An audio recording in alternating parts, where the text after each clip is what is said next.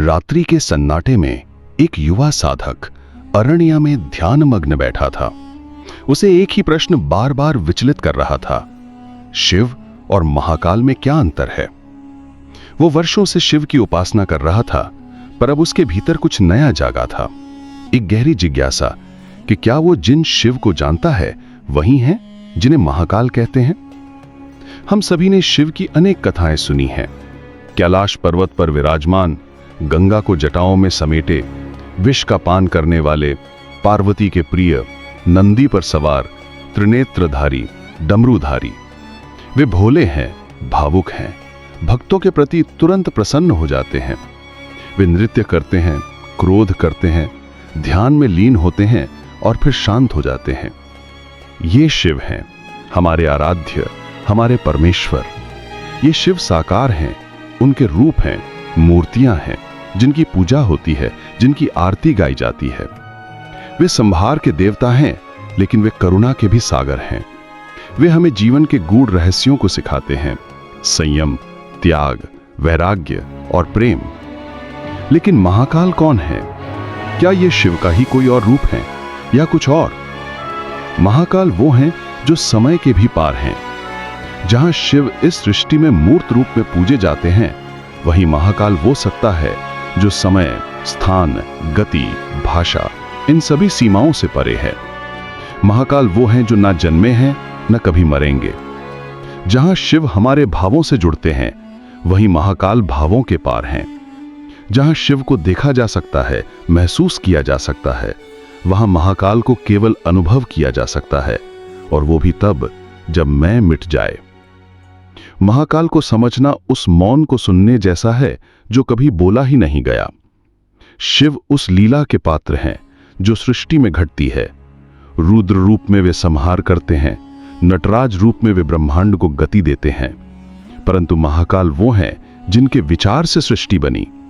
वे विचार भी नहीं, वे तो वो मौन है जो हर विचार के पहले होता है। महाकाल को जानना उस रंग को देखना जैसा है जो कभी बना ही नहीं। वे ना पुरुष हैं ना स्त्री, ना आकार हैं ना निराकार। वे एक अनुभूति हैं जो चेतना के चरम पर जाकर ही मिलती है। उस साधक ने तय किया वो केवल शिव की पूजा नहीं करेगा, वो महाकाल को अनुभव करना चाहेगा। उसने सभी विधियां छोड़ दी, सभी मूर्तियां, सभी मंत्र। वो मौन हो गया, ध्यान में चला गया। दिन, सप्ताह, महीने बीतते गए। पहले विचार शेष रहे, फिर भावनाएं, फिर इच्छाएं और फिर केवल मौन। उस दिन उसे अनुभव हुआ कि वो नहीं रहा, ना उसका नाम, ना उसका शरीर, ना उसका मन। और तभी पहली बार एक अनिर्वचनीय उपस्थिति प्रकट हुई। ना कोई प्रकाश, ना कोई अंधकार, केवल मौन की ऊर्जा, चेतना की कंपन। वो जान गया यही है महाकाल। अब वो फर्क समझ में आया। शिव वे हैं जो इस ब्रह्मांड की गति में सहभागी हैं, जो त्रिलोकी के देव हैं, जो त्याग, साधना और प्रेम के प्रतीक हैं। महाकाल वो हैं जिनसे ब्रह्मांड जन्मा, जो गति से भी पहले हैं, जो विचार से परे हैं, संकल्प से परे हैं, जो स्वयं शिव, विष्णु और ब्रह्मा की चेतना का मूल स्रोत हैं। शिव की उपासना हमें महाकाल तक ले जा सकती है, पर वहां पहुंचने के लिए स्वयं को खोना पड़ता है। शिव उपासना है, महाकाल समर्पण है। शिव रूप हैं, महाकाल अनुभव हैं। वेदों में कहा गया है, यत्र न अन्यः पश्यति, न अन्यः शृणोति, न अन्यः वेत्ति, स एकः महेश्वरः। जहां कुछ भी जानने वाला नहीं बचता, वही एकमात्र सत्ता शेष रहती है। वही महेश्वर है, वही महाकाल है। शिव को हम मंदिरों में पाते हैं, महाकाल को हम अपने भीतर पाते हैं, उस मौन में, उस शून्य में जहां कुछ भी नहीं बचता। इसका क्या अर्थ है हमारे जीवन में? जब हम पीड़ा से जूझते हैं, हम शिव को पुकारते हैं। जब हम खो जाते हैं, जब जीवन का अर्थ ही खत्म लगता है, तब भीतर से एक मौन आवाज आती है, तू नहीं है, बस मैं हूं। महाकाल हमें सिखाते हैं कि मृत्यु अंत नहीं है, यह केवल परिवर्तन है। वे हमें यह भी सिखाते हैं कि मैं का अस्तित्व एक भ्रम है, और जब यह भ्रम टूटता है, तब जीवन नया रूप लेता है, भय रहित, अहंकार रहित, पूर्ण। महाकाल की भक्ति कैसे करें?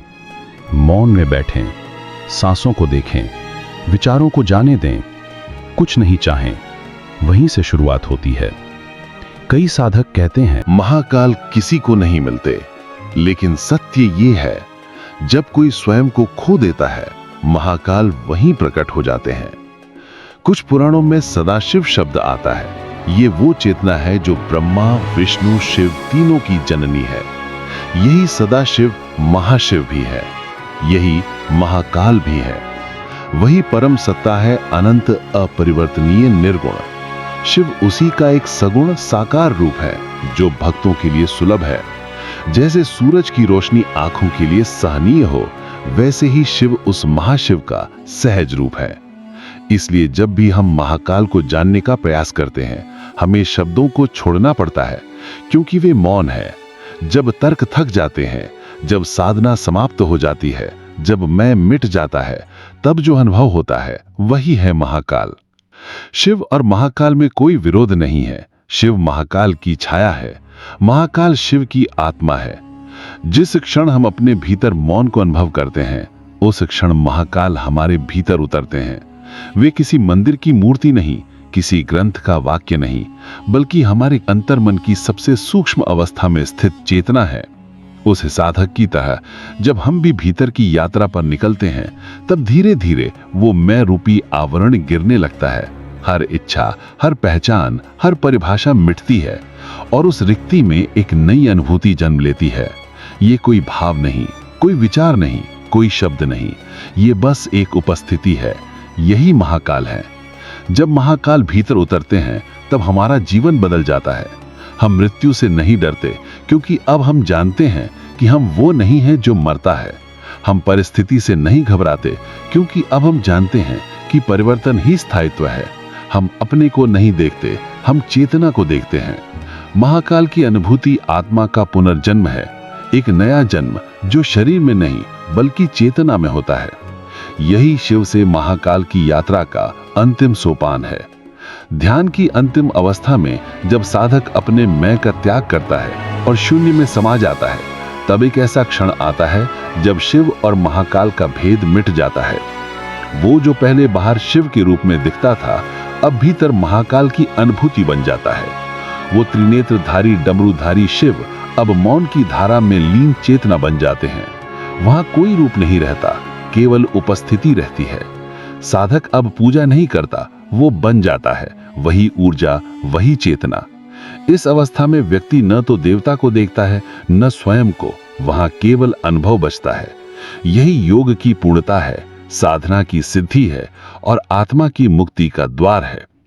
यही वो क्षण है जब शिव और महाकाल एक हो जाते हैं और साधक स्वयं उस एकत्व का साक्षी बन जाता है। एक पुरानी तांत्रिक परंपरा में कहा गया है कि जिस क्षण साधक के भीतर की सारी आवाजें शांत हो जाती हैं, उस क्षण महाकाल स्वयं उसके भीतर प्रकट हो जाते हैं। ये वो स्थिति है जहां ध्यान भी नहीं रहता, साधना भी नहीं, बस शुद्ध अस्तित्व, शुद्ध चेतना। वहां न शिव है न साधक, वहां केवल एक ही तत्व है, मौन। ये मौन कोई रिक्तता नहीं, बल्कि सृष्टि का मूल बीज है। वहीं से सब कुछ जन्म लेता है और उसी में विलीन हो जाता है। यही वो अंतिम झलक महाकाल की होती है, जहां न कोई इच्छा होती है, न कोई द्वंद्व। ये वो क्षण है जब व्यक्ति महाकाल नहीं देखता, बल्कि महाकाल बन जाता है। जो इस मौन की स्थिति को पा लेता है, उसके लिए फिर कोई प्रश्न नहीं बचता, कोई उत्तर नहीं चाहिए। वहां केवल होना शेष रहता है। यही महाकाल की अंतिम झलक है, पूर्ण मौन में पूर्ण प्रकाश। ये वो यात्रा है जो शिव से शुरू होती है, एक रूप, एक विचार, एक भक्ति, और फिर महाकाल तक जाती है, जहां कोई रूप नहीं, कोई विचार नहीं, केवल चेतना है। लेकिन ये यात्रा वहीं नहीं रुकती। एक बार जब साधक इस अवस्था तक पहुंचता है, तब वो अपने अस्तित्व से भी परे चला जाता है। अब न शिव है, न महाकाल, न साधक है, न साधना। वहां केवल एक ही शेष रहता है, जो है। उसे न नाम दिया जा सकता है, न रूप। वो पूर्ण है और शून्य भी। वो शिव है और महाकाल भी नहीं। वो स्वयं है और स्वयं से परे भी। यही उस साधक की अंतिम अवस्था थी। वो लौटा नहीं, क्योंकि अब लौटने के लिए कोई मैं बचा ही नहीं था। जो शेष रहा वो था शुद्ध चैतन्य, वो सत्ता जो हमेशा थी, है और रहेगी। जब एक साधक महाकाल की चेतना को छू लेता है, तब उसके लिए मृत्यु केवल एक प्रक्रिया रह जाती है। डर नहीं, दुख नहीं। वो जान जाता है कि शरीर जाना है पर चेतना अमर है, और यही बोध उसे उस अवस्था में पहुंचा देता है जहां काल भी उसके सामने झुक जाता है। ये वही अवस्था है जहां व्यक्ति ना ही जन्म चाहता है, ना मृत्यु से डरता है, वह बस है। मृत्यु का महाकाल से संबंध। महाकाल को कालों के भी काल कहा गया है। इसका अर्थ सिर्फ ये नहीं कि वो मृत्यु के देव हैं, बल्कि वे उस चेतना के प्रतीक हैं जो मृत्यु के भी पार है। हम सभी का डर मृत्यु का, खोने का, अनिश्चितता का इसी काल बोध से आता है। लेकिन महाकाल की उपासना हमें सिखाती है कि जिसने मृत्यु को स्वीकार लिया वो जीवन का स्वामी बन गया। महाकाल ना केवल अंत है बल्कि आरंभ भी है। जब कुछ खत्म होता है तब कुछ नया शुरू होता है। यही तो है तांडव का गूढ़ रहस्य, एक विनाश जिसमें सृजन छिपा है। साधक की अंतिम परीक्षा। उस साधक के जीवन में एक ऐसा समय भी आया जब उसे मृत्यु का अनुभव हुआ। नश्वर शरीर ने जवाब देना शुरू कर दिया, परंतु वो भयभीत नहीं हुआ। उसने मुस्कुराकर कहा, मैं उस तक पहुंच चुका हूं जो मृत्यु के पार है। उसने अपनी आंखें बंद की, न कोई मंत्र, न कोई जाप, केवल मौन, और वो मौन अब उसकी अपनी सत्ता बन गया था। उसी क्षण उसके आसपास के लोगों ने अनुभव किया, हवा रुक गई, वातावरण में एक कंपन हुआ, और फिर सब शांत हो गया। वो साधक चला नहीं गया, विलीन हो गया। महाकाल की अनुभूति मृत्यु से आगे। महाकाल को केवल जीवित अवस्था में ध्यान से अनुभव नहीं किया जा सकता, वे मृत्यु के उस क्षण में भी प्रकट होते हैं। अगर मृत्यु को हम मौन की अंतिम सीढ़ी माने, तो महाकाल उस सीढ़ी के पार का द्वार है, और जो उस द्वार को पार कर लेता है वो मुक्त हो जाता है जन्म, मृत्यु, भय, इच्छा, द्वंद्व, सब कुछ से। वह न लौटता है, न भटकता है, वह सिर्फ होता है, महाकाल की तरह। महाकाल एक जीवन दर्शन। महाकाल केवल पूजा का विषय नहीं है, वे एक जीवन दर्शन है। जब हम वर्तमान में रहते हैं तो हम महाकाल को सम्मान देते हैं। जब हम डर के बावजूद आगे बढ़ते हैं तो हम महाकाल की छाया में चलते हैं। जब हम मृत्यु को समझते हैं तो हम जीवन को पकड़ना छोड़ देते हैं, और वहीं से असली जीवन शुरू होता है। इस ब्रह्मांडीय सत्य की ओर पहला कदम है अपने यम को समझना और फिर उसे छोड़ देना। जो शेष रहेगा वही महाकाल है। अगर ये कहानी आपको छू गई हो तो ओम नमः शिवाय कमेंट में जरूर लिखें, और इस ब्रह्म रहस्य की यात्रा को सबके साथ साझा करें। हर हर महादेव।